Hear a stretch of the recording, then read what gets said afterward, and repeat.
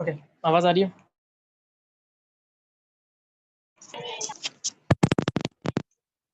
Good evening. Good evening sir. Good evening sir. Good evening. Good evening. Good evening. Good evening तो ठीक है। मैंने homework दिया था, किया क्या किसी ने? ये पीपीटी लिखने बोला था किसी का, तो कुछ आया नहीं। होमवर्क किया क्या किसी ने भी होमवर्क किया है?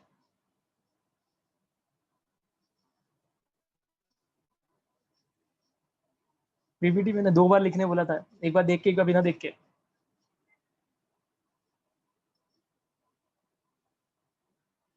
चलो एटलीस्ट 2 लोगों ने किया। ओके,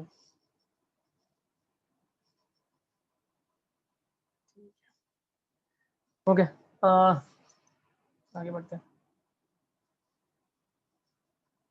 एक बात बता देता हूँ मैं आपको कि होमवर्क नहीं कर रहे हो ठीक है, और अभी फिलहाल तो क्या ऑफलाइन भी नहीं है, ठीक है, लेक्चर तो बढ़िया। मैं ऐसे जनरली तो गुस्सा नहीं होता, बट अगर किसी दिन मेरा दिमाग खराब हो गया ना, बहुत भारी पड़ जाएगा आप लोगों को। तो ये भी ध्यान, होमवर्क करो एटलीस्ट, लिटरली बोल रहा हूँ। मेरे को आसानी से तो गुस्सा नहीं आता है, बट अगर किसी दिन आ गया तो बहुत भारी पड़ जाएगा आप लोगों को। नॉर्मली तो नहीं आता। मैंने बोला था आप लोगों को स्पेशली कि ये 2 बार लिखने के लिए, फिर भी सिर्फ 2 लोगों ने होमवर्क किया।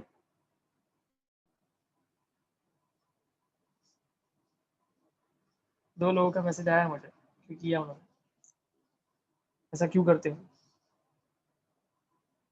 इतना कम से कम 1 लेक्चर लिया रहेगा मैंने उसको समझाने में, खाली 10 पॉइंट थे और आप लोग होमवर्क नहीं करते हो। कितना टाइम लगता है? हाँ, कोई बोल रहा था, बोलो बोलो, किसी को कुछ बोलना है?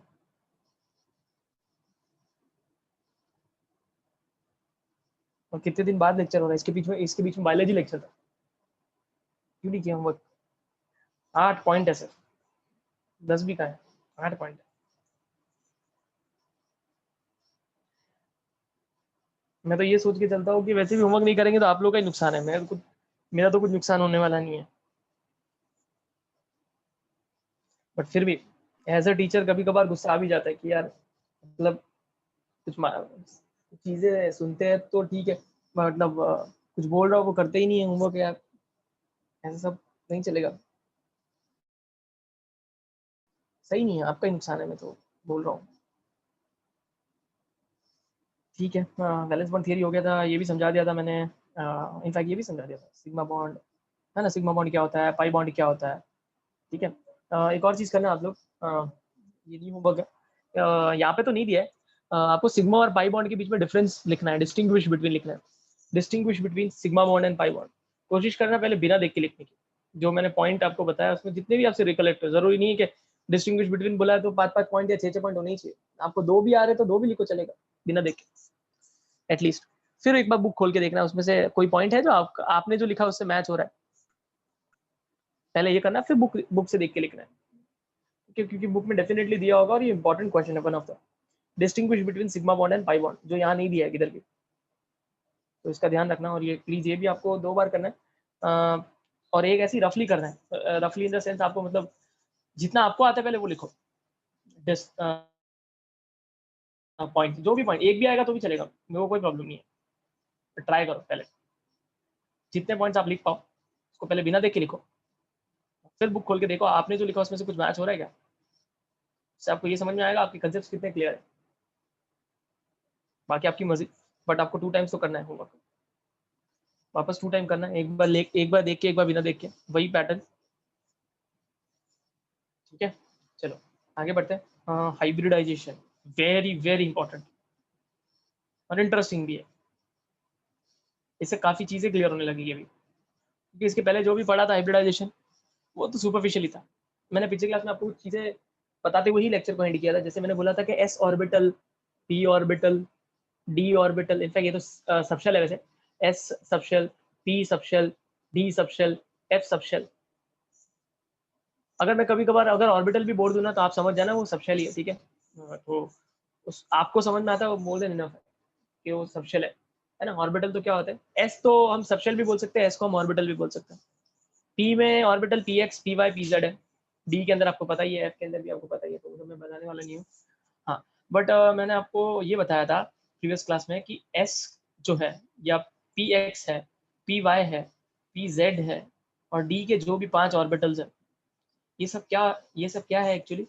प्योर एटॉमिक ऑर्बिटल्स है, या फिर आप बोल सकते हो खाली एटॉमिक ऑर्बिटल्स है। ये एटॉमिक ऑर्बिटल्स है, ठीक है, सबको पता है। इसमें क्या अलग बात बोली मैंने? हाँ, पर आपको ध्यान रखना है sp3 क्या है। sp3 खुद एक ऑर्बिटल है, भी ध्यान रखना। कैसे, वो सब समझेगा अभी थोड़ी देर में, हाइब्रिडाइजेशन की डेफिनेशन से समझेगा आपको। sp3 पूरा एक ऑर्बिटल है, मैं वापस बोल रहा हूँ, sp3 पूरा एक ऑर्बिटल है, ठीक है। sp पूरा एक ऑर्बिटल है, sp2 ये ऑर्बिटल है। तो क्या डिफरेंस है sp3 पूरा एक ऑर्बिटल में और खाली px एक ऑर्बिटल में? खाली px is a pure atomic orbital, उसमें कुछ छेड़खानी नहीं की हमने। sp3 s और p के मिक्सचर से बना हुआ है, उसका नाम ही sp3 है। इसका मतलब है वो एक अकेला ऑर्बिटल s और 3 p से मिलके बना है, एक s और 3 p के मिलने से बना है। और आपको पता ही होगा, आपने शायद अगर अपने लोअर स्टैंडर्ड में भी ये पढ़ा हो कि एक्चुअली हाइब्रिडाइजेशन का मतलब क्या होता है। ये बायोलॉजी में भी है हाइब्रिडाइजेशन। हाइब्रिडाइजेशन का मतलब क्या होता है? कोई भी डिफरेंट चीजों को कंबाइन करना, कोई भी दो डिफरेंट चीजों को कंबाइन करना इज नोन एज हाइब्रिडाइजेशन। और ऑब्वियसली एस अलग है, पी अलग है, हाइब्रिडाइजेशन ही कहलाएगा। एस एक अलग सबशेल है, पी एक अलग सबशेल है, मैं दोनों को कंबाइन कर रहा हूँ, that's why it is known as hybridisation. वहां से ये नाम आया हाइब्रिडाइजेशन। बायोलॉजी में भी हाइब्रिडाइजेशन क्या होता है? हाइब्रिडाइजेशन, अगर आप एक स्पीशीज का स्पर्म लेके दूसरे स्पीशीज के एग के साथ कंबाइन कर लोगे, that is also hybridisation. But क्या ऐसा हो सकता है? नहीं, ऐसा नहीं हो सकता, ठीक है। आर्टिफिशियली अगर हम किसी एनिमल का स्पर्म ले ले और किसी और एनिमल का एग ले ले या ओवम ले ले, मैं थोड़ा बायोलॉजी में जा रहा हूँ, डोंट वरी, वापस केमिस्ट्री में जल्दी से आ जाऊँ। बट क्या ऐसा पॉसिबल है? नहीं, ऐसा पॉसिबल नहीं है, ऐसा नहीं कर सकते। ये नेचर के अगेंस्ट तो है ही, बट ऐसा साइंस कितनी भी डेवलप हो जाए, बट ये तो नहीं कर सकते वो लोग। इसके पीछे रीजन है, एक वैलिड रीजन है। इनफैक्ट हम अपने जो एपिक स्टोरीज आती है या फिर जो भगवान वाली स्टोरीज आती है, उसमें हम देखते हैं ना कि उसमें भगवान जो है, उनका मुंह जो है वो शेर वाला है और नीचे वाला पूरा ह्यूमन बींग है। सब आपको पता होगा, बट ऐसा पॉसिबल नहीं है, ऐसा सब पॉसिबल नहीं है। रीजन इसके पीछे है क्रोमोसोम्स, इसके पीछे क्रोमोसोम। जब किसी भी कोई दो चीज को आप कंबाइन कर रहे हैं ना, तो उनके क्रोमोसोम्स सेम होने चाहिए। जैसे स्पर्म के अंदर जो भी क्रोमोसोम्स होते हैं वो कितने होते हैं? 23 क्रोमोसोम्स, या फिर एक्स होगा या वाई होगा, 23 प्लस एक्स या 23 प्लस वाई होगा। वैसे फीमेल के अंदर जो एग होता है उसके अंदर भी यही है, 23। इसीलिए हम इधर किसी और का स्पर्म लेके किसी एग अगर किसी और में कंबाइन कर लिया होता, फिर तो डिफरेंट डिफरेंट टाइप के ऑर्गेनिज्म अब तक आ चुके होते हैं। हालांकि कोई कोई ऐसा पॉसिबल भी है, जैसे आपने देखा, आपने सुना भी होगा लाइगर, लायन और टाइगर का कॉम्बिनेशन, लायर और टाइगर का combination, that is known as liger. तो जहां पर अगर क्रोमोसोम सेम है तो वहां हम कर सकते हैं कुछ ऐसा, ठीक है। तो बेसिक मेरा ये कहने का मतलब था, ये सब छोड़ो बायोलॉजी है, मैं सिर्फ ये कहने का मतलब था, हाइब्रिडाइजेशन का मतलब होता है आप दो डिफरेंट चीजों को कंबाइन कर रहे हो, दो अलग अलग चीजों को कंबाइन। अगर दो सेम को कंबाइन करोगे, दैट इज वन, उसको हाइब्रिडाइजेशन नहीं बोल सकते। अब यहाँ पर आप एस को कंबाइन कर रहे हो पी के साथ, एस अलग होता है, पी अलग होता है, that's why it is known as hybridisation, वहां से ये टर्म आया, ठीक है। ये तो सुपरफिशियली हो गया। अब एक्चुअल हाइब्रिडाइजेशन का मतलब क्या है उसको? अच्छा, एक और चीज बता रहा था, स्टार्टिंग में जो चीज बताई उससे तो मैं आगे अलग ही चीज पे आ गया। हाँ, एस प्योर ऑर्बिटल है, पी एक्स प्योर ऑर्बिटल है, D X Y pure orbital है। तो sp3 क्या है? sp3 हाइब्रिडाइज्ड ऑर्बिटल है। sp3 क्या है?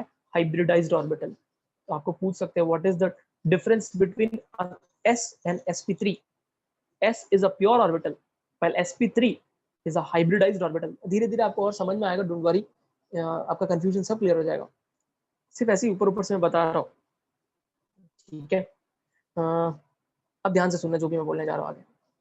देखो, एक और चीज, नई चीज साइंटिस्ट के दिमाग में आई। आपको पता ही है साइंटिस्ट ऐसे ही होते हैं। लोग क्या है ना कि अगर कोई भी साइंटिस्ट कुछ चीज निकाल के बताता है ना, तो फिर उन लोग सारे बाकी साइंटिस्ट उनको फेल करने के लिए रेडी रहते हैं, कुछ ना कुछ निकाल के उसको फेल करना है, ये उनका एम रहता है। यही उनका, क्या बोल सकते हैं, एक तरह से जो भी बोलो आप, उनका यही एम रहता है, एक तरह से बोल सकते हो, यही उनका गोल रहता है। किसी तरह से साइंटिस्ट ने ये थियरी दी है, मैं इसको फेल कर दूं और देखो क्या हुआ और क्या फेल हुआ, वो बताता हूँ। आप सबने देखा था उस दिन, मैंने आपको बताया था कि कार्बन की इलेक्ट्रॉनिक कॉन्फ़िगरेशन थी 1s2, 2s2, 2p2, ये थी। और जब मैंने आपको पूछा था मैं सिर्फ वैलेंस को ड्रॉ कर रहा हूँ, वन को नहीं ड्रॉ करूंगा। One is not a valence shell, है ना, वो वैलेंस शेल नहीं है, वो अल्टीमेट है, उसके बाद पेनल्टीमेट होता है ना, उसके बाद यहाँ पॉसिबल नहीं है वैसे। हाँ, तो जब इसको ड्रॉ करोगे आप तो यहाँ पर आ जाएगा ऐसा, ऐसे ही किया था हमने। फिर मैंने आपको बताया था कि वीबीटी ने ऐसा बोला कि जितने नंबर ऑफ अनपेड इलेक्ट्रॉन्स होते हैं, जितने नंबर ऑफ अनपेड इलेक्ट्रॉन्स होते हैं उतने ही बॉन्ड बन सकते हैं, उतने ही कोवेलेंट बॉन्ड बन सकते हैं। तो कार्बन में तो 2 ही अनपेड इलेक्ट्रॉन थे, तो इसके मुताबिक तो 2 ही बॉन्ड बनने चाहिए थे। बट फिर वीबीटी ने बोला नहीं नहीं, जरूरी नहीं है कि हम उन्होंने एक और पॉइंट ऐड कर दिया। उन्होंने बोला कि अगर 2 ऑर्बिटल में या 2 सबशेल में एनर्जी गैप अगर कम है तो हम एक इलेक्ट्रॉन को, और अगर सामने वाले के पास जो सामने वाला दूसरा कोई ऑर्बिटल है या उस एलिमेंट के अंदर अगर कहीं वैकेंट ऑर्बिटल हुआ तो एक इलेक्ट्रॉन वहां ट्रांसफर किया जा सकता है। कंडीशन है कि उन दोनों के बीच में एनर्जी का डिफरेंस कम होना चाहिए, दोनों के बीच में एनर्जी का डिफरेंस कम होना चाहिए, दोनों की एनर्जी ऑलमोस्ट सेम होनी चाहिए, तो हम एक इलेक्ट्रॉन को एक्साइट करके दूसरे ऑर्बिटल में भेज सकते हैं। और वैसे ही मैंने किया था, मैंने एस में से एक इलेक्ट्रॉन निकाल के पी में भेज दिया था, है ना। और मैंने बताया भी था इसको हम बोलते हैं फर्स्ट एक्साइटेड स्टेट, क्योंकि एक ही इलेक्ट्रॉन एक्साइट किया, that's why it is known as first excited state, है ना। अभी जो आपके स्क्रीन पे है वो क्या है, ग्राउंड इलेक्ट्रॉनिक कॉन्फ़िगरेशन। जैसे मैं इलेक्ट्रॉन को एक्साइट करूंगा that is known as excited electronic configuration. ये सब समझाया हुआ है, ठीक है, रिपीट क्यों कर रहा हूँ, मैं समझाता हूँ। फिर मैंने आगे बढ़ते हुए मैंने आपको बोला कि हाँ चलो एक इलेक्ट्रॉन हमने ट्रांसफर कर दिया, तो कुछ ऐसा सिनेरियो था। फिर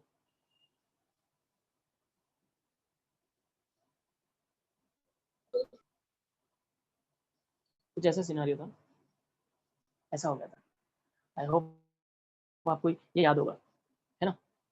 अब वैलेंस बॉन्ड थ्योरी की चीज फिट हो रही है। उन्होंने बोला था जितने नंबर ऑफ अनपेड इलेक्ट्रॉन्स होते हैं उतने ही हम कोवेलेंट बॉन्ड बना सकते हैं। 4 है और 4 कार्बन बनाता भी है, सही जा रहे हैं। फिर कुछ साइंटिस्ट आए, उन्होंने इसको भी चैलेंज कर दिया।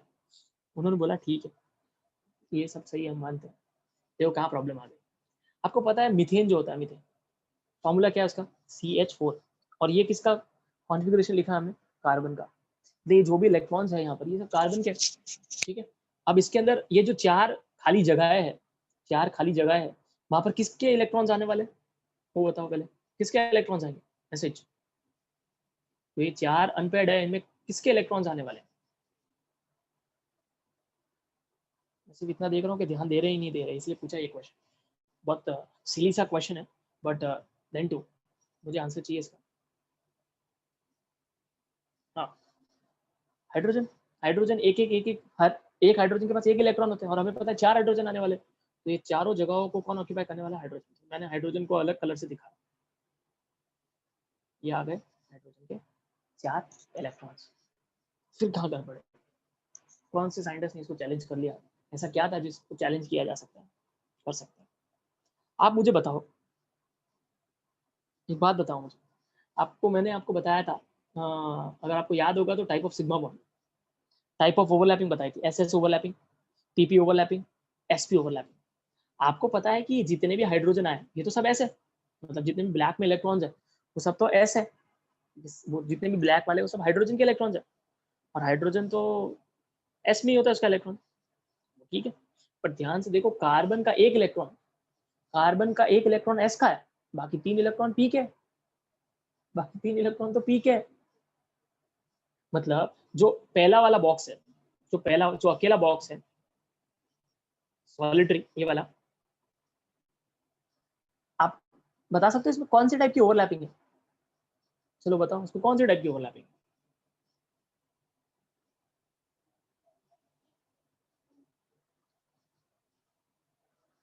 तो कौन सी टाइप की ओवरलैपिंग है, बराबर सही जा रहे हो, अच्छी बात है। है ना। यहाँ पे कौन सी ओवरलैपिंग है, एस एस ओवरलैपिंग है, जिसकी वजह से यहाँ पे कौन सा टाइप का सिग्मा बॉन्ड है, एस एस सिग्मा बॉन्ड है, एस एस सिग्मा बॉन्ड है, ठीक है, कोई प्रॉब्लम नहीं। अच्छा, बाकी 3 जो है वहां पर कौन सी टाइप की ओवरलैपिंग है, वहां पे कौन सी टाइप की ओवरलैपिंग है, एस पी एक्स जरूरी नहीं, S P X S P Y वो ठीक है, खाली हम इतना प्रिसाइज नहीं जा रहे कि पी एक्स पी वाई नहीं, सिर्फ इतना बताओ कौन सी टाइप की है। जनरलाइज ही बोलो तो क्या एस एस है, एस पी है, पी है, कौन सी है, एस पी है ना, क्योंकि कार्बन का पी है और हाइड्रोजन का एस है। जिसकी वजह से यहाँ पर sp ओवरलैपिंग, और उसकी वजह से जो सिग्मा बॉन्ड बना वो sp सिग्मा बॉन्ड है, sp सिग्मा बॉन्ड है, बराबर। यहाँ तक आप एग्री करते हो? अच्छा, अब ध्यान से देखो यहाँ पर, अगर मैं मीथेन का मॉलिक्यूल ड्रॉ करूँ, मीथेन,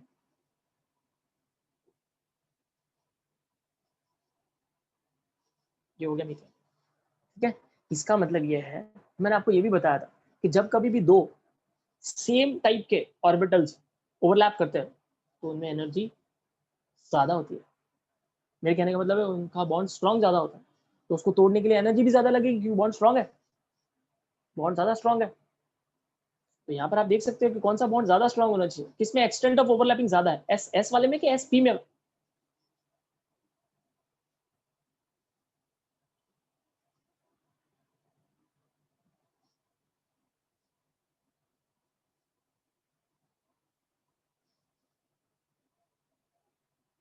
इट्स ओके, आदित्य चलेगा। मुझे सिर्फ इतना बताओ कि यहाँ पर कौन सा बॉन्ड ज्यादा स्ट्रांग होना चाहिए, मतलब यहाँ पर आपको दो ओवरलैपिंग दिख रही है, एक एस एस और एक एस पी, कौन सी टाइप की ओवरलैपिंग ज्यादा स्ट्रांग है, कहाँ पे बॉन्ड ज्यादा स्ट्रांग होना चाहिए?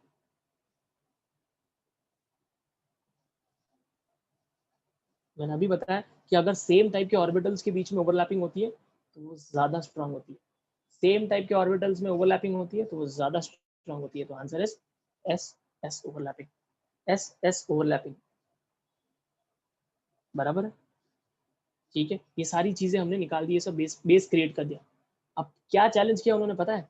उन्होंने बोला कि जब हमने मीथेन के चारों बॉन्ड तोड़े, ब्रेक किए, मीथेन के सारे एक एक बॉन्ड को ब्रेक किए, तो सब में सेम एनर्जी बाहर निकल रही है। मतलब समझो कि मैंने हाइड्रोजन, कार्बन और हाइड्रोजन का एक बॉन्ड तोड़ा, समझो वहां पे एनर्जी निकली 50। तो उन्होंने बोला कि हमने बाकी तीन भी जब बॉन्ड ब्रेक किए उनमें भी एनर्जी 50 निकल रही है, जबकि ये तो कॉन्ट्राडिक्ट हो रहा है। आपने जो थियरी दी, वीबीटी को ऐसा बोला गया कि आपने जो थियरी दी उसके मुताबिक एक बॉन्ड जो है वो एस एस ओवरलैपिंग वाला है। अगर वो एस एस ओवरलैपिंग वाला है तो सेम सेम ऑर्बिटल के बीच में ओवरलैपिंग हो रही है, तो वो बॉन्ड स्ट्रॉन्ग है। और अगर वो बॉन्ड स्ट्रॉन्ग है तो वहां पर एनर्जी ज्यादा लगनी चाहिए, मतलब ऐसा आना चाहिए था उसका आंसर, ऐसा ऑब्जर्वेशन होना चाहिए था हमारा कि तीन बॉन्ड जो है उनकी एनर्जी सेम और एक की ज्यादा होनी चाहिए थी। समझ में आया मैं क्या बोल रहा हूँ?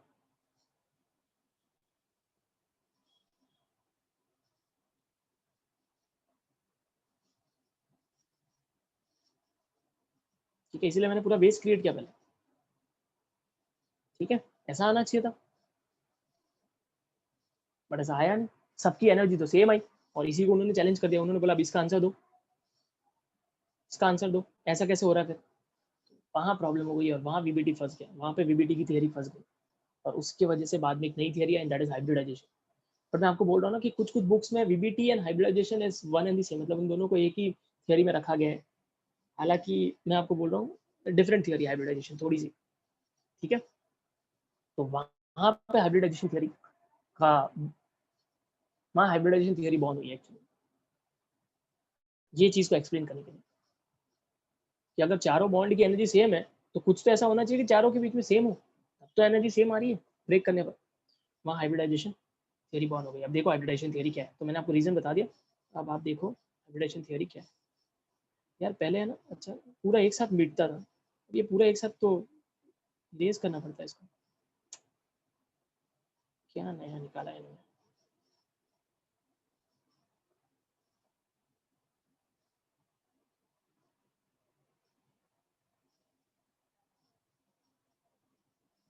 तो हम समझो हाइब्रिडाइजेशन थियरी है क्या एक्चुअली। देखो हाइब्रिडाइजेशन थियरी ये है, कार्बन से ही पढ़ रहे हैं। देखो मैं सिर्फ बैलेंस ड्रॉ कर रहा हूँ, ये एस था,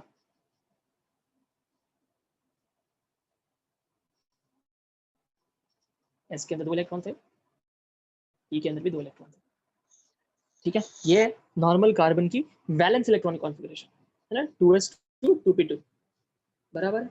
हाइब्रिडाइजेशन थियरी का कहना यह है कि हम क्या करने वाले हैं, एस और पी को मिक्स करने वाले हैं। हाइब्रिडाइजेशन थियरी का कहना था कि हम ऑर्बिटल्स को मिक्स कर सकते हैं, उनको हम क्या करने वाले हैं, उनकी हम मिक्सिंग करने वाले हैं। हाइब्रिडाइजेशन थियरी ने बोला था कि हम ऑर्बिटल्स को मिक्स करेंगे और उनका रीडिस्ट्रीब्यूशन करने वाले हैं, हम उसको रीडिस्ट्रीब्यूट करने वाले हैं, उनके इलेक्ट्रॉन्स को रीडिस्ट्रीब्यूट करने वाले हैं। That is what is hybridisation. उनका कहना था कि mixing and redistribution of orbitals having same energy and same symmetry, ये हाइब्रिडाइजेशन का डेफिनेशन। उनका कहना था कि हम क्या करने वाले हैं, हम ऑर्बिटल्स को मिक्स करने वाले हैं, ठीक है, बट हम उन्हीं ऑर्बिटल्स को मिक्स कर सकते हैं जिनकी एनर्जी ऑलमोस्ट सेम है। अगेन मैं बोल रहा हूँ, हम उन्हीं ऑर्बिटल्स को मिक्स कर सकते हैं जिनकी एनर्जी ऑलमोस्ट सेम है, और यहाँ पर एस और पी है और इनकी एनर्जी ऑलमोस्ट सेम है, ऐसा आपको मान के चलना पड़ेगा, ठीक है।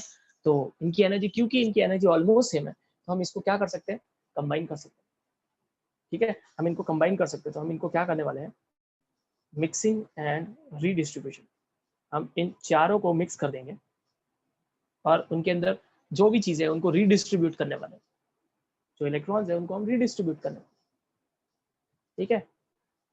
हाइब्रिडेशन ने ये कहा था उसके बाद कि हम पहले तो उनको मिक्स और रीडिस्ट्रीब्यूट करने वाले हैं। किसको मिक्स कर सकते हैं, जिनकी ऑलमोस्ट सेम एनर्जी हो, जिनकी ऑलमोस्ट सेम एनर्जी हो। मैं फिर से बोल रहा हूँ, वर्ड वहां पर आपको लिखना जरूरी है, ऑलमोस्ट सेम, आप वहां पे सेम नहीं लिख सकते, ऑलमोस्ट सेम एनर्जी होनी चाहिए, ठीक है। बट जब ये लोग कंबाइन हो जाएंगे, और कंबाइन होने के बाद जब ये बाहर निकल के आएंगे, कंबाइन होने के बाद, तो जब कंबाइन होके आएंगे, अब जो ऑर्बिटल्स बाहर बन के आएंगे उनकी एनर्जी बिल्कुल सेम होगी, इनकी एनर्जी बिल्कुल सेम होगी, एकदम सेम। ऐसा हाइब्रिडाइजेशन का कहना था। हाइब्रिडाइजेशन ने कहा पहले जब हमने मिक्सिंग की तब उन ऑर्बिटल्स की एनर्जी नियरली सेम थी, बट वो लोग जब मिक्स होकर बाहर आए तो उनकी एनर्जी एकदम सेम है। और जो पहले हमने ऑर्बिटल्स जिनको हमने मिक्स किया था उनका नाम था प्योर एटॉमिक ऑर्बिटल्स, क्योंकि एस और पी को मिक्स किया था मैंने। पर जब ये कंबाइन होकर बाहर आएंगे, अब उनका नाम प्योर एटॉमिक ऑर्बिटल नहीं रहेगा, अब उनका नाम रहेगा हाइब्रिडाइज्ड ऑर्बिटल। अब उनका नाम रहने वाला है हाइब्रिडाइज्ड ऑर्बिटल। फिर बात आती है कितने हाइब्रिडाइज्ड ऑर्बिटल बनेंगे और कैसे पता चलेगा। देखो, कितने हाइब्रिडाइज्ड ऑर्बिटल बनेंगे वो डिपेंड करता है आपने कितने ऑर्बिटल्स को मिक्स किया है। आपने कितने ऑर्बिटल्स को मिक्स किया, 4, तो कितने हाइब्रिडाइज्ड ऑर्बिटल बनेंगे, 4। हमें कुछ नहीं करना, हमें सिर्फ रीडिस्ट्रीब्यूशन एंड मिक्सिंग करना है। 4 थे तो 4 ही बाहर आने वाले, तो वापस 4 ऑर्बिटल इसमें से बाहर आएंगे, इनमें से 4 ऑर्बिटल बाहर आने वाले, और अभी उनको हम सेपरेट नहीं, उनको हम साथ में लिखेंगे क्योंकि वो सबके सब जो भी है उनकी एनर्जी बिल्कुल सेम है। ये 4 ऑर्बिटल बन के बाहर आ गए, 4 ऑर्बिटल बन के बाहर आ गए, ठीक है। तो आप ये ध्यान रखना कि कितने ऑर्बिटल्स होंगे, कैसे डिसाइड होगा ये कि कितने ऑर्बिटल आप मिक्स कर रहे हो। फिर उनका नाम कैसे डिसाइड करोगे, कितने आप मिक्स कर रहे हो, वापस एक एस को और 3 पी को मिक्स कर रहे हो, इसीलिए सबका नाम, हर एक का नाम sp3 है, हर एक का नाम sp3 होने वाला है। मतलब एक्चुअली कुछ नहीं है, यहाँ पर क्या हुआ, कितने ऑर्बिटल्स बने, 4, और उनका नाम क्या है, sp3, का नाम क्या है, sp3, ठीक है। तो यहाँ पर चारों के चारों का नाम अभी sp3, मतलब ये वाला ऑर्बिटल भी sp3 है, ये वाला ऑर्बिटल भी sp3 है, ये वाला ऑर्बिटल भी sp3 है, ये वाला ऑर्बिटल भी sp3 है, सबका नाम sp3 है। इसीलिए 4 sp3 hybrid orbitals, 4 sp3 hybrid orbitals, इनको बोलते हैं 4 sp3 hybrid orbitals having same energy and same symmetry, ठीक है। और इनके अंदर इनका शेप भी चेंज हो जाएगा, इनका शेप भी चेंज हो जाएगा, और सबका शेप भी अभी सेम रहने वाला है।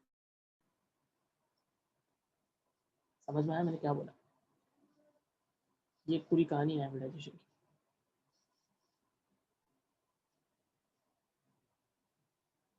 क्लियर है क्या बोला मैंने, नाम कैसे डिसाइड करते हैं और कितने ऑर्बिटल्स बनेंगे वो भी आपको समझ में आना चाहिए। अगर समझो मैंने 6 ऑर्बिटल्स को कंबाइन किया तो बनेंगे कितने, 6 ही बनेंगे। अब मैंने किसको किसको कंबाइन किया, एस को 1, पी को 3, डी को 2, तो नाम क्या रहेगा, sp3d2। और टोटल कितने ऑर्बिटल्स होने वाले हैं, 6। हर एक ऑर्बिटल का नाम होने वाला है sp3d2, sp3d2, sp3d2, sp3d2 है। समझ में आया मैंने क्या बोला,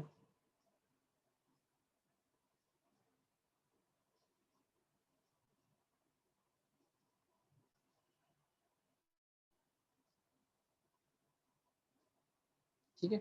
ये हाइब्रिडाइज, अब इतना समझ में आ गया आपको।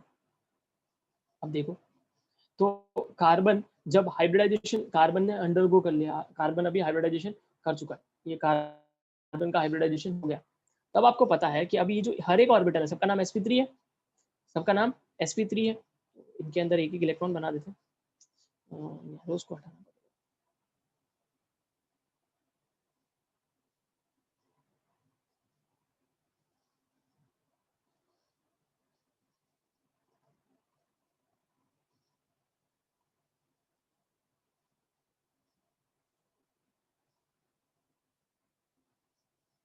समझो ये कार्बन के 4 इलेक्ट्रॉन्स है, कार्बन के 4 इलेक्ट्रॉन्स है, वही 4 इलेक्ट्रॉन्स जो थे उसके पास उनको रीडिस्ट्रीब्यूट किया गया, और अब आपको पता है कि और 4 इलेक्ट्रॉन्स जो आने वाले वो किसके होने वाले, हाइड्रोजन के, जिनको मैं रेड से डिनोट कर रहा हूँ।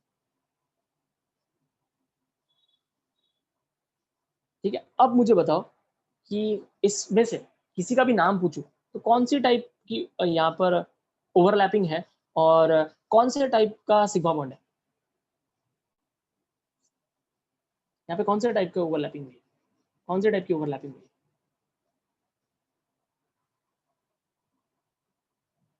सोचो थोड़ा सा, यहाँ पे कौन से टाइप की ओवरलैपिंग है? जरूरी नहीं है जो मैंने अभी बताया था वही उनमें से ही कोई है जो आपको मना है, जरूरी नहीं S S S P P P, ऐसा नहीं, उनमें से ही नहीं बताना है आपको, जो भी आपके दिमाग में है वो बताओ मुझे, कौन से टाइप की ओवरलैपिंग है यहाँ पे। ओके, यहाँ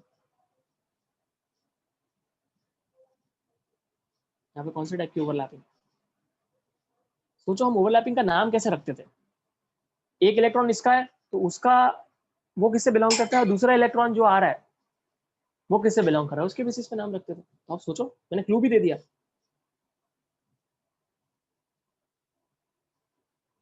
सोचो, मैं फटाक से बता दूंगा, बट आपको इसीलिए सोचने के लिए टाइम दे रहा हूँ ताकि आप अपना दिमाग लगाओ थोड़ा सा।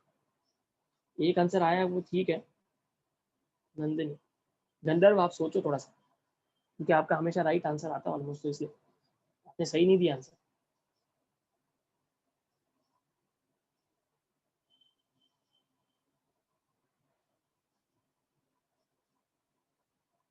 इसी के लिए सिर्फ रुका हूँ कि कोई आंसर दे। नंदिनी आपका आंसर सही है,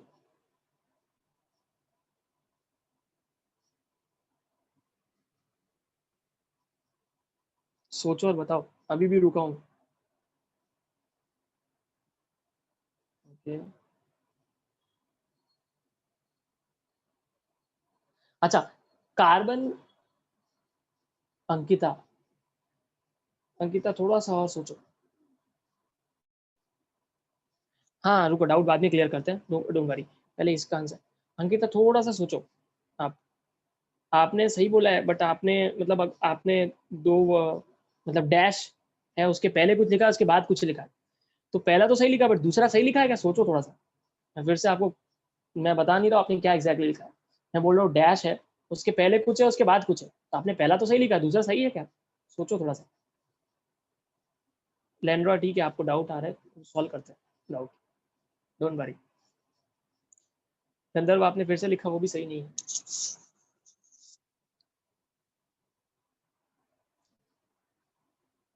सोचो, कार्बन का जो इलेक्ट्रॉन है वो जिस ऑर्बिटल में है उस ऑर्बिटल का भी नाम क्या है, और हाइड्रोजन जो अपना इलेक्ट्रॉन लेके आया उसका तो नाम पता ही है, उसी से तो नाम बनने वाला है।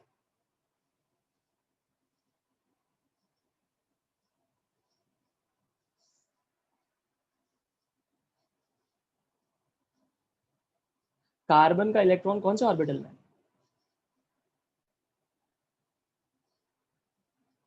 चलो इतना बता दो एटलीस्ट, कार्बन का जो अभी इलेक्ट्रॉन है वो कौन सा ऑर्बिटल में, उस ऑर्बिटल का नाम क्या है।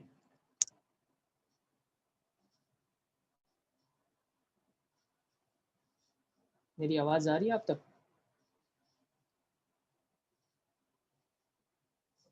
कार्बन जिस ऑर्बिटल में है उस ऑर्बिटल का नाम क्या है अभी। ओके, sp3 है ना, sp3 नाम है, कार्बन जिस ऑर्बिटल में है, कार्बन के इलेक्ट्रॉन जिस ऑर्बिटल में, मैंने बोला तो वो लोग कंबाइन होकर बाहर आए, अब हर एक ऑर्बिटल का नाम sp3 है, 4 ऑर्बिटल है, चारों का नाम एक ही है, that is sp3 sp3 sp3 and sp3। तो कार्बन का जो इलेक्ट्रॉन है वो कौन सा ऑर्बिटल में अभी, sp3 हाइब्रिड ऑर्बिटल में, sp3 हाइब्रिड ऑर्बिटल में, और हाइड्रोजन अपना इलेक्ट्रॉन जो लेके आ रहा है वो तो s ऑर्बिटल का है, वो तो s ऑर्बिटल, हाइड्रोजन तो s ही होता है, उन दोनों के बीच में ओवरलैपिंग हुई है, तो कौन से टाइप का ओवरलैपिंग है ये, कौन से टाइप का overlapping.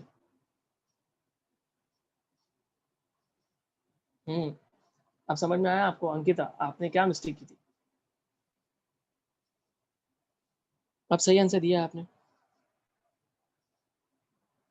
Answer is sp3s overlapping यहाँ पर sp3s ओवरलैपिंग, क्योंकि कार्बन जो है उसका अभी ऑर्बिटल जो है वो sp3 है और हाइड्रोजन जो है वो s, तो answer is sp3s overlapping which leads to formation of sp3s sigma bond.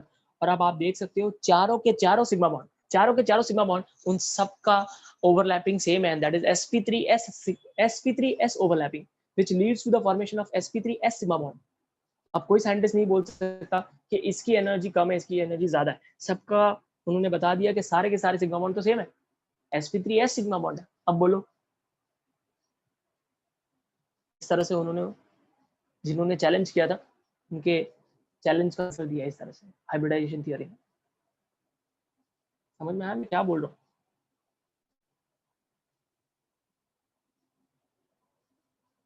समझ में आया? sp3s overlapping which leads to formation of sp3s sigma bond. हाँ, अब बताओ लैंड्रॉय, क्या डाउट है?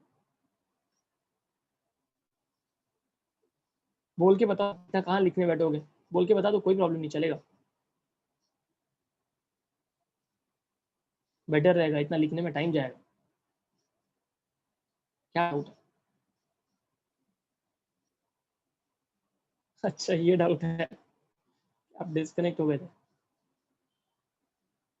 ओके, देखो कुछ नहीं है। हाइब्रिडाइजेशन थियरी क्या है, कार्बन को लेके ही समझा रहा हूँ, शॉर्ट में वापस समझा देता हूँ। देखो, सबसे पहले तो वीबीटी ने बोला था कि हम एक इलेक्ट्रॉन को एक्साइट करके दूसरे ऑर्बिटल में भेज सकते हैं, दैट इज नोन एज, पास जाऊंगा, हाँ अभी मैं थोड़ा फास्ट हो जाऊंगा क्योंकि समझा दिया है। ओके, वीबीटी ने ऐसा बोला था कि उसमें अगर कभी भी अगर कोई वैकेंट ऑर्बिटल है, अगर कभी भी कोई वैकेंट ऑर्बिटल है तो हम इलेक्ट्रॉन को एक्साइट करके उस वैकेंट ऑर्बिटल में भेज सकते हैं, प्रोवाइडेड उन दोनों की एनर्जी के बीच में ज्यादा गैप नहीं है, उन दोनों के एनर्जी लेवल में ज्यादा डिफरेंस नहीं है, ऐसा कर सकते हैं। एंड उसके बाद जो भी कॉन्फ़िगरेशन आने वाली है that is known as excited electronic configuration, depends कि कितने इलेक्ट्रॉन आपने एक्साइट किए, एक किया तो first excited state, second excited state and so on. ठीक है, फिर क्वेश्चन क्या राइज हुआ, मैंने आपको समझाया कि एक बॉन्ड जो बन रहा था वो, एक ओवरलैप जो हो रहा था वो एस एस ओवरलैप हो रहा था, है ना, क्योंकि कार्बन में एक जो है वो एस वाला पार्ट है, बाकी तीन पी है, और हाइड्रोजन तो अपने सबके सब एस लेके आ रहा है, तो जो एक हो रहा था that is S S overlapping, बाकी जो हो रहे थे वो एस पी ओवरलैपिंग थे। तो उसमें एक बॉन्ड जो था वो तो एस एस सिग्मा बॉन्ड है और दूसरे सब जो है वो एस पी सिग्मा बॉन्ड है, एस पी सिग्मा बॉन्ड है। तो उनको बोला गया, उन्होंने जब एक्सपेरिमेंटल इस पे एक्सपेरिमेंट किया तो उन्होंने देखा कि कार्बन से हाइड्रोजन के जो बॉन्ड ब्रेक हो रहे थे उनमें सारे बॉन्ड जब ब्रेक किए गए तो सबकी एनर्जी तो सेम रिलीज हो रही है, सबकी एनर्जी तो सेम रिलीज होगी। तो उनको पूछा गया बताओ अभी, आप यहाँ पर आपने जो बोला था उसी का उल्टा हो रहा है। आपने बोला था कि जब कभी भी दो सेम ऑर्बिटल को कंबाइन करोगे, दो सेम ऑर्बिटल के बीच में ओवरलैपिंग होगी तो वहां ओवरलैपिंग स्ट्रांग होने वाली है। अगर ओवरलैपिंग स्ट्रांग है तो वहां पे उस बॉन्ड को ब्रेक करने के लिए ज्यादा एनर्जी चाहिए। इस मुताबिक एस एस को ज्यादा एनर्जी लगनी चाहिए थी और एस पी को कम लगनी चाहिए थी। तो उनका ऑब्जर्वेशन कुछ ऐसा होना चाहिए था कि तीन बॉन्ड को सेम एनर्जी लगी जबकि एक को ज्यादा लगी, बट उन्होंने ऐसा कुछ ऑब्जर्व नहीं किया, उन्होंने देखा सबको सेम एनर्जी लग रही है। तो इसमें उन्होंने क्वेश्चन पूछा कि बताओ अभी, तो हाइब्रिडाइजेशन थियरी आई। हाइब्रिडाइजेशन थियरी ने क्या कर दिया, उन्होंने कुछ अलग ही बता दिया। उन्होंने बोला कि हम जो भी ऑर्बिटल्स है, जितने भी ऑर्बिटल्स हमें रिक्वायर्ड है for the formation of sigma bond, जितने भी ऑर्बिटल्स हमें रिक्वायर्ड है for the formation of covalent bond, उन ऑर्बिटल के बीच में हम हाइब्रिडाइजेशन करवा सकते हैं, उन ऑर्बिटल को हम मिक्सिंग कर सकते हैं, रीडिस्ट्रीब्यूशन कर सकते हैं, प्रोवाइडेड उनकी एनर्जी, क्वेश्चन अगेन वही है कि प्रोवाइडेड उनकी एनर्जी में हल्का सा डिफरेंस होना चाहिए, उनकी एनर्जी में ज्यादा डिफरेंस नहीं होना चाहिए। अगर ज्यादा डिफरेंस है तो हम उनको मिक्स नहीं कर सकते, अगर उनमें कम डिफरेंस है एनर्जी का तो हम उनको कंबाइन कर सकते हैं। तो उन्होंने वही किया, उन्होंने एक एस और तीन पी को कंबाइन कर दिया, उन्होंने एक एस और तीन पी को कंबाइन कर दिया जो कि पहले बिफोर हाइब्रिडाइजेशन प्योर थे, प्योर है ना, उन्होंने कॉम्बिनेशन नहीं हुआ है वहां पर, तो वहां पर वो लोग प्योर कहलाते हैं। इसीलिए S P X P Y P Z ये सब प्योर एटॉमिक ऑर्बिटल कहलाते हैं। बट एक बार अगर वो लोग कंबाइन हो गए, वो लोग मिक्सिंग हो गए, तो अब मिक्सिंग होने के बाद जो बाहर आ रहे हैं वो क्या है, वो तो सब एक दूसरे में मिक्स हो चुके हैं, इसीलिए अब उनको बोलते हैं हाइब्रिडाइज्ड ऑर्बिटल, उनको बोलते हैं अभी हाइब्रिडाइज्ड ऑर्बिटल। और कितने हाइब्रिडाइज्ड ऑर्बिटल बनेंगे वो किस पे डिपेंड करने वाला है कि कितने प्योर ऑर्बिटल कंबाइन हो रहे हैं, मिक्स हो रहे हैं। तो प्योर ऑर्बिटल मेरे यहाँ जो मैंने केस समझाया उसमें 4 है, तो हाइब्रिड ऑर्बिटल भी कितने बनेंगे, 4। फिर क्वेश्चन आता है इन हाइब्रिड ऑर्बिटल का नाम मिक्स किया है, एक एस और तीन पी को मिक्स किया, इसलिए नाम क्या रहने वाला है, sp3 hybridised orbital. sp3 hybridised orbital या sp3 हाइब्रिड ऑर्बिटल। और इसी वजह से क्योंकि मैंने 4 ऑर्बिटल्स को कंबाइन किया है, इसलिए 4 हाइब्रिड ऑर्बिटल बनने वाले। और क्योंकि मैंने एक s और 3 p को मिक्स किया है, इसीलिए उन सबका नाम sp3 रहने वाला है। सबका नाम sp3 रहने वाला है, सबका नाम sp3 रहने वाला है। और इसकी वजह से 4 sp3 हाइब्रिड ऑर्बिटल बनेंगे, 4 sp3 हाइब्रिड ऑर्बिटल बनेंगे। ठीक है, फिर हमें पता है कि अब क्या होने वाला है, हाइड्रोजन अपने 4 इलेक्ट्रॉन लेके आएगा। हाइड्रोजन के 4 इलेक्ट्रॉन हर एक के अंदर जाने वाले, ठीक है। और हाइड्रोजन तो s होता है, तो यहाँ से जो ओवरलैपिंग होने वाली है वो कौन सी टाइप की ओवरलैपिंग होगी, sp3s। और सबके अंदर सेम है अभी, sp3s sp3s and so on. तो अगर ओवरलैपिंग सेम है सबकी, तो उनके अंदर एनर्जी भी सेम।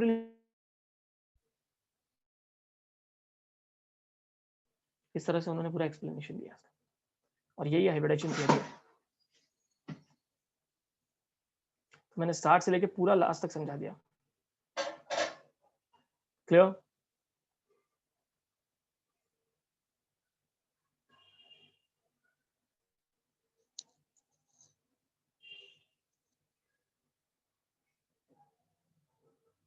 फोर नहीं आएगा? कौन सा फोर?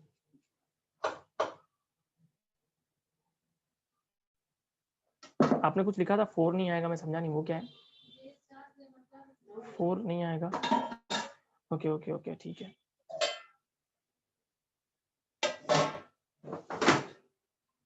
ठीक है, तो ये हाइब्रिडाइजेशन कॉन्सेप्ट है। ये हाइब्रिडाइजेशन, वहां तो मैंने ऐसा कुछ बताया नहीं था हाइब्रिडाइजेशन के बारे में, वहां सीधा डायरेक्ट हमने लिख लिया sp3।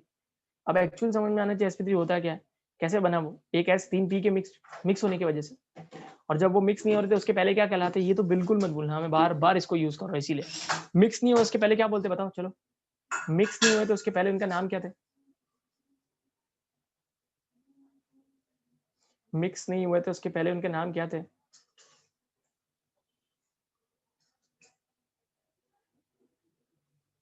ओके, प्योर ऑर्बिटल नहीं बोलना, उसको पूरा बोलने का प्योर एटॉमिक ऑर्बिटल, क्योंकि आप ऐसा नहीं बोल सकते प्योर ऑर्बिटल, उसको बोलते हैं या तो आप एटॉमिक ऑर्बिटल बोलो, मोस्टली हम एकदम परफेक्ट तो प्योर एटॉमिक ऑर्बिटल बोलते हैं। प्योर एटॉमिक ऑर्बिटल, इसका इंपॉर्टेंस है, इसलिए बार बार बार बार रिपीट कर रहा हूँ,